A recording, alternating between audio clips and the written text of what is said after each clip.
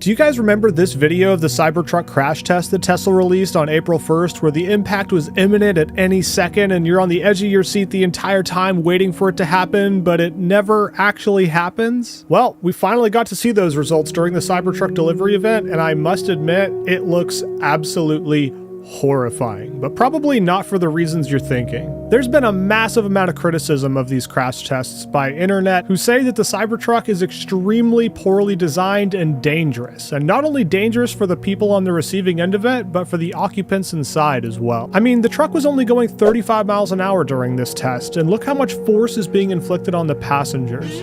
So much force, in fact, that even the rear axle appears to snap in half. That can't be normal, right? The internet experts will tell you that the reason for this is that the stainless steel body is so strong that it can't crumple properly in an impact, which in turn directs those forces directly onto the occupants inside. Here's a video one of the experts made comparing it to other trucks which he says have actual crumple zones. This video got 5.5 million views and basically universal agreement in the comments that the Cybertruck is terribly designed and unsafe in every way possible. But what if I were to tell you, and I know this is going to sound completely crazy, but what if I were to tell you that these experts may not be experts at all, or even have any clue at all what they're talking about? That comparison video was put together using completely different crash tests. The Cybertruck's the only one here doing a full frontal crash, where the others are doing what's called the front overlap, where only about a third of the front hits the barrier, which is much easier to dissipate energy. Here's a more fair comparison, showing it against one of the highest safety rated trucks you can buy, the F-150. Specifically, the all-electric Lightning. Now, please do tell me if I'm missing something here, but I am not seeing a big difference in the crumple zone between these two. Where you will start to notice a bigger difference, though, is in the side impact tests. This is a 3,100-pound cart going nearly 40 miles an hour that simulates a T-bone accident, like someone running a red light in an intersection, and not only does the Cybertruck stay completely grounded because of the super low center of gravity and its weight, but besides the airbags going off, it looks like it may be able to just drive away.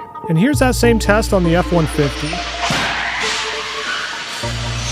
Which one of these would you rather be in? It's funny to me that people think that Tesla, the company responsible for designing and creating some of the safest cars on the planet, somehow forgot everything they learned with the Cybertruck. All you have to do is look underneath the front of it, and it should tell you everything you need to know. They definitely didn't forget. And I know that front crash test looked bad, but you have to understand that hitting an immovable object is absolutely the worst case scenario. Worse than hitting a brick wall or even hitting a house. The Cybertruck is 3.5 tons of space-grade steel, and not many things going up against it will be immovable. But more on that later. The one thing that is unforgivable, though, is the rear axle snapping in the front crash test. But in reality, it doesn't even have one. The Cybertruck actually uses rear wheel steering and has no axle connecting the rear wheels, which is probably why we saw it toe in during the accident. And now that we're done busting a bit of the BS, just apply to the Cybertruck. Trucks in general have been getting bigger and heavier for quite some time, which makes them increasingly dangerous for everyone around them, as is proven in the crash data. People seem to have drawn a line with the Cybertruck though, saying it's too dangerous. And while I admittedly do agree with them in some aspects, this is America we're talking about here. A normal-sized pickup truck these days, like the Ram 1500, can be 6,400 pounds. A normal heavy-duty truck like the F-250 can weigh in at over 7,600 pounds. And although these monstrosities may seem barbaric to the people that live in parts of the world with strict pedestrian safety standards, the US buys them up like crazy. Even the people who have absolutely no need for a truck will get them because they want the biggest, baddest thing on the road. And trust me when I say they are absolutely everywhere. To drive this point home even more, in the US you can go out and get something like this International CXT, which weighs in at a whopping 14,500 pounds. And get this, you don't even need a special license. It's absolute insanity. But anyways, back to the Cybertruck. There's no way around it. What Tesla has made is a checkmate in the quote-unquote tough truck world. This thing is basically a street-legal tank weighing in at about 6,800 pounds and is made from space-grade stainless steel. But unlike a regular tank, it can get from 0 to 60 miles an hour in 2.6 seconds. And the scariest part about that for me and everyone else on the road is that just like those trucks we looked at a second ago, anyone will be able to go out and buy one. I've gotten a ride in the Model S Plaid and remember thinking to myself that I can't believe a car that can accelerate this quickly doesn't require some kind of special license to drive, because the amount of trouble you can get into if you're inexperienced or if you hold on to that accelerator pedal just a little bit too long is truly scary. You can get from zero to high-speed accident in absolutely no time at all, which happens all the time, especially in Teslas because they really go when you put your foot down. Remember the pedal misapplication that happened in China where the driver just kept pressing harder and harder on the accelerator pedal thinking it was the brake and trying to stop? 2 lives were lost in the incident, but now imagine if he had been driving a Cybertruck instead.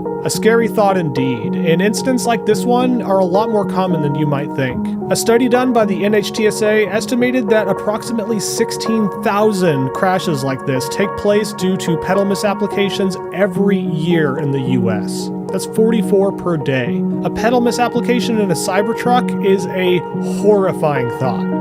Tesla does go through great measures to try to make this not happen. They even have things built into the software of the vehicle that will stop it when it detects a misapplication of the accelerator pedal, which has already probably saved a lot of lives, but humans will be humans and will always find a way. In summary, the Cybertruck scares me, but so do all the other trucks and giant SUVs on the road. It's hard to imagine that some 16-year-old TikToker can go out and buy something like this as their very first car without any real driving experience. But like I said, this isn't a problem that Tesla created, and I don't think it's their responsibility to fix it. I mean, I didn't hear anyone complaining about safety when the Hummer EV was released, which weighs literally more than a ton more and also does 0 to 60 extremely quickly.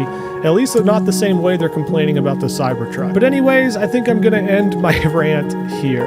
We'll have to see how things play out after it's released and see just how unsafe it is for everyone around it, but my prediction is that it'll probably be pretty horrible, just like all the other trucks on our road.